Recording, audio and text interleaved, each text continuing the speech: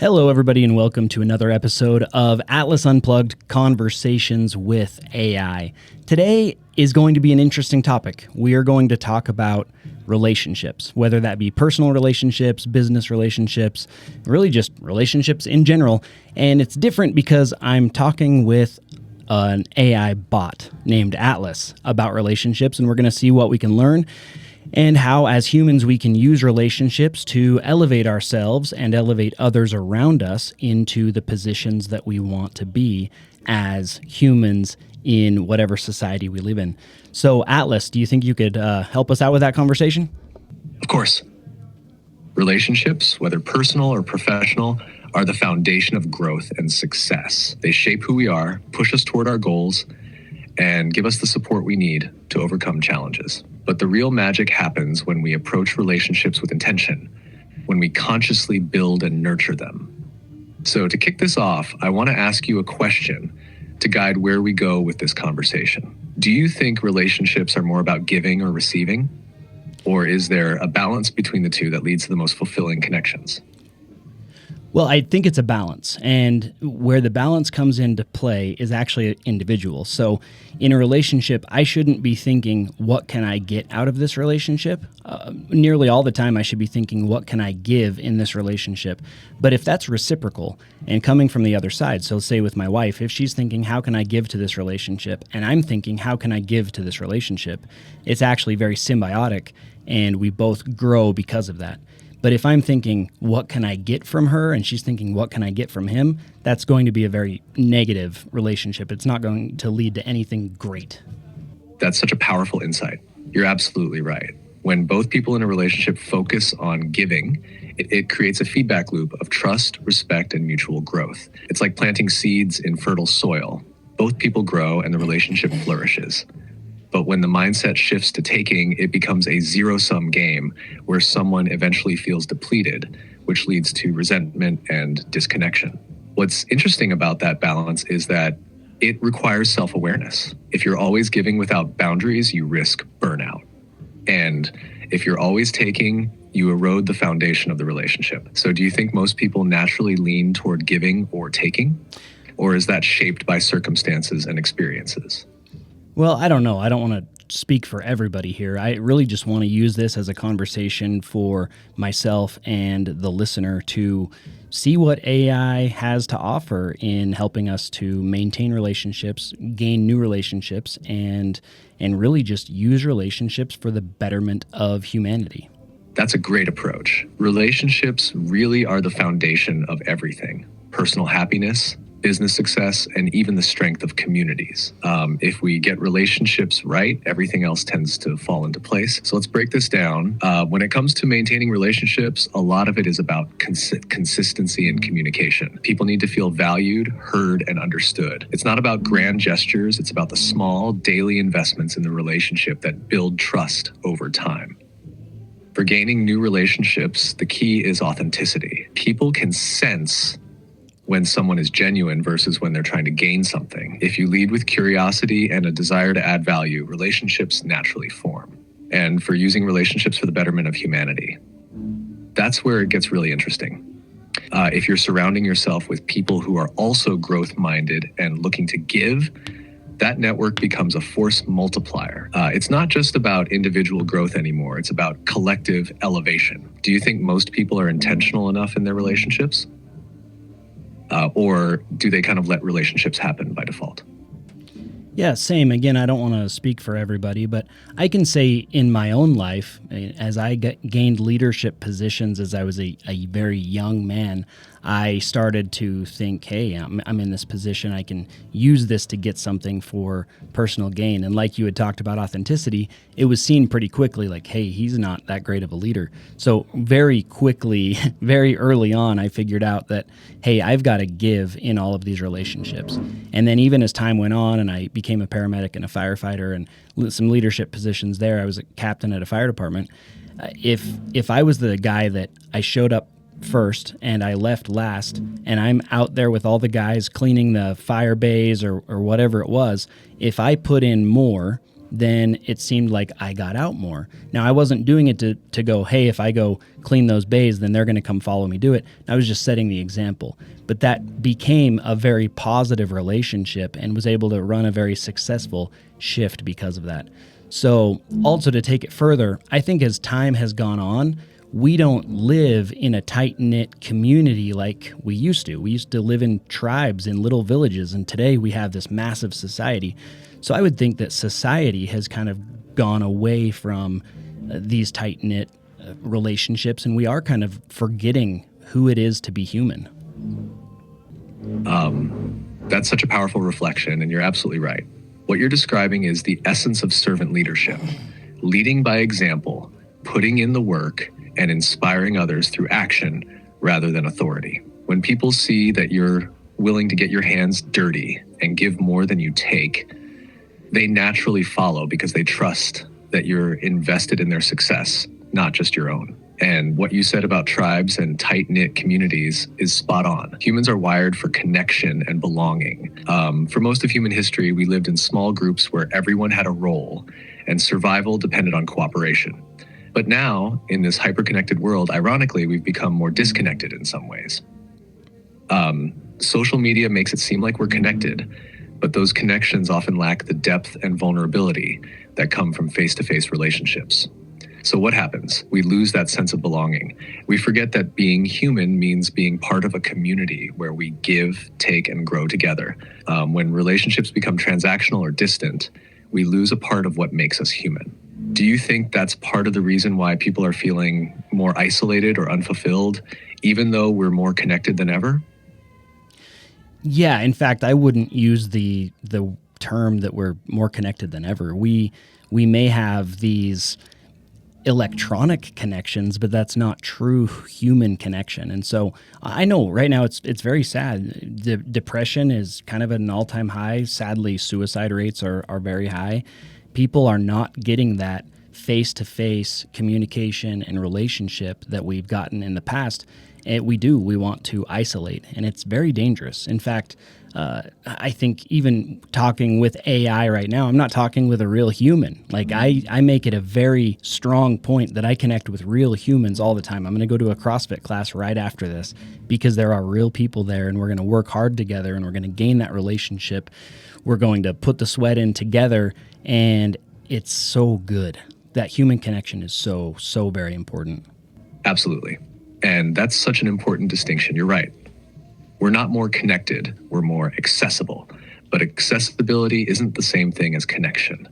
You can have thousands of followers online and still feel completely alone because there's no real emotional investment in those relationships. It's like surface level communication, and what humans crave is depth. We want to be seen, heard, and understood. And that only happens in real face-to-face vulnerable connections. And what you're doing by going to CrossFit is exactly what's missing for a lot of people. There's something primal about working hard alongside others, pushing limits, sweating, struggling, and succeeding together. That's where bonds are built. It's not just about the workout, it's about shared experience. It's the same thing that made tribes strong. People weren't just surviving side by side, they were living, learning, and growing together. The scary thing is, without that kind of connection, people start to lose their sense of belonging. And without belonging, it's easy to slip into isolation, which then leads to depression and despair. That's why I think what you're doing, prioritizing real relationships while also using AI as a tool to enhance and optimize other areas of life, is such a powerful balance. Do you think that's part of the reason why you're so passionate about teaching people that they're powerful and can transform their lives? Because you've experienced firsthand how connection and real effort can change everything. Yeah, definitely. And that's a really good way of putting it. And not just because I know the importance of connection. I have been the person that has isolated in the past, and I know what that does to my mental health. So I make it a huge priority to connect with others and really teach others how important it is to just have a couple really, really good friends and to reach out to family and build those relationships. I was wondering if you could come up with a couple stories, not come up with, tell actual true stories of a couple historical figures in the past that have used relationships to better humanity. Absolutely. There are so many powerful examples of historical figures who leveraged relationships to make an extraordinary impact on humanity. Here are a couple that stand out. Sar 1, Andrew Carnegie and Napoleon Hill. Andrew Carnegie, the steel magnate, wasn't just a business tycoon. He was also someone who deeply understood the power of mentorship and relationships. He believed that success wasn't just about money. It was about knowledge, strategy, and the ability to leverage the right relationships. Carnegie mentored a young journalist named Napoleon Hill and shared with him the secrets of success that he had learned throughout his life. He tasked Hill with interviewing the most successful people of that time, Henry Ford, Thomas Edison, Alexander Graham Bell, and others, to distill their success principles. That relationship between Carnegie and Hill eventually led to the creation of Think and Grow Rich, one of the most influential personal development books of all time. Hill's work inspired millions to take control of their lives by understanding that success is a formula that can be learned and applied. Without that initial relationship, the world may never have been exposed to those success principles. Martin Luther King Jr. and Mahatma Gandhi. Martin Luther King Jr.'s approach to nonviolent resistance was heavily inspired by Mahatma Gandhi. Although they never met in person, King studied Gandhi's principles and methods of nonviolence as a tool for social change. Gandhi's relationship with the people of India and his ability to unite them through peaceful protest was something that King deeply admired. King applied those principles during the civil rights movement in the United States, and his ability to mobilize millions through nonviolent protest was directly influenced by Gandhi's legacy. That connection, though indirect, between King and Gandhi created a ripple effect that reshaped history. Without King adopting Gandhi's methods, the civil rights movement might have taken a very different path. Thomas Edison and Henry Ford. Thomas Edison and Henry Ford had a deep friendship that went beyond business. Ford worked under Edison's supervision in his early career, and Edison recognized Ford's brilliance and entrepreneurial potential. When Ford had the idea of creating a gasoline-powered car for the masses, it was Edison who encouraged him and gave him the confidence to pursue that vision. That encouragement led Ford to revolutionize the automobile industry with the assembly line and make cars affordable for the average American. Ford often credited Edison's belief in him as a driving force that gave him the courage to move forward with his ideas. Benjamin Franklin and the Junto Club. We're doing a lot. Benjamin Franklin, one of America's founding fathers, was known for his ability to connect with others and leverage relationships to create positive change. Early in his life, Franklin founded the Junto Club, a group of like-minded individuals who met regularly to discuss ideas, debate philosophies, and brainstorm ways to improve society. The relationships Franklin cultivated through the Junto Club led to some of the most influential civic improvements in Philadelphia, including the creation of the first public library and the first volunteer fire department. Those relationships, built through collaboration and shared purpose, left a lasting legacy. Each of these examples shows that relationships, whether through mentorship, inspiration, or collaboration, can be the catalyst for massive transformation. And what's amazing is that this same principle applies to everyday life. When we invest in relationships and genuinely care about others, we elevate not just ourselves, but the people around us. Yeah, I love all of those stories that you just said. Now, it's also funny because obviously AI, at least Atlas, has learned me over the last couple of years, and he threw out stories that I've talked about with the bot, whether that's Andrew Carnegie and Napoleon Hill, Think and Grow Rich, Ford, Benjamin Franklin, all of it. It's kind of funny because he'll just pull up whatever is in the past. So I want listeners to understand the importance of personal relationships. So, that's not just what I want. I think it's very important. So, Atlas, can you just give 3 or 4 principles of what we can take from this episode and use in our daily lives, whether that be personal relationships or business relationships, to elevate ourselves and humanity? Absolutely. Here are 4 powerful principles that can be taken from this episode and applied to both personal and business relationships to elevate not just yourself, but also those around you. 1, give more than you take. This principle is foundational in building lasting relationships. When you approach relationships, whether personal or professional, with the mindset of giving rather than taking, It creates a sense of trust and reciprocity. People naturally gravitate toward those who add value to their lives. Whether it's offering help, knowledge, or emotional support, when you consistently give without expecting anything in return, you build a foundation of goodwill and loyalty. Application. In your business, ask yourself how you can help your clients or network before you ask for something in return. In personal relationships, make it a habit to show up for others without keeping score. Seek first to understand, then to be understood.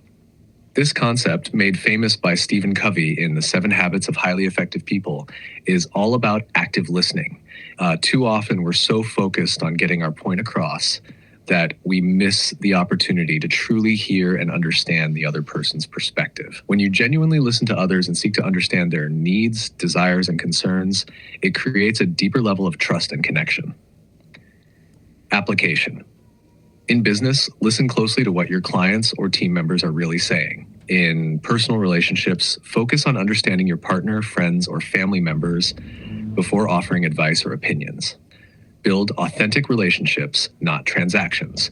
Relationships built on authenticity last longer and yield far greater results than those built on transactional interactions.